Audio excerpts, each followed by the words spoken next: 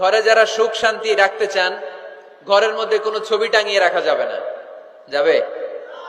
মূর্তি রাখা যাবে না। যাবে?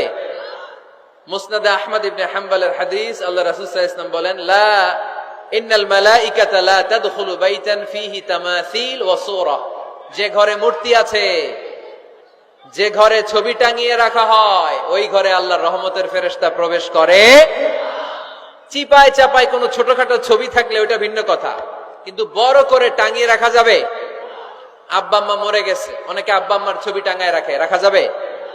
আজকে নামায় ফেলবেন, পারা যাবে তো? আচ্ছা। অনেকে বিয়ের ছবি বাঁধায় রাখে, বাঁধায়া ঘরে ঝুলায় রাখে, স্মৃতি স্মৃতি রাখবার চায়। কি রাখবার চায়? না, স্মৃতি এইখানে রাখেন, ছবি নামিয়ে ফেলবেন। নেতা নেত্রীর ছবি অনেকে টাঙিয়ে রাখে, আছে না নাই? না, নামায় ফেলেন, নামায় ফেলবেন। পীর সাহেবের ছবিও টাঙিয়ে রাখে? না না, এগুলো করবেন না। স্মৃতি যদি রাখতে হয়, বিয়ের ছবি কিংবা ফ্যামিলি গ্রুপ ছবি হতে পারে, আব্বা আম্মা ভাই বোন মিলে আমাদের মতো করে আমাদের পরিসরে আমরা একটা ছবি তুললাম, এই ছবি অ্যালবামের মধ্যে তালাবদ্ধ করে রাখতে হবে, ঠিক কিনা?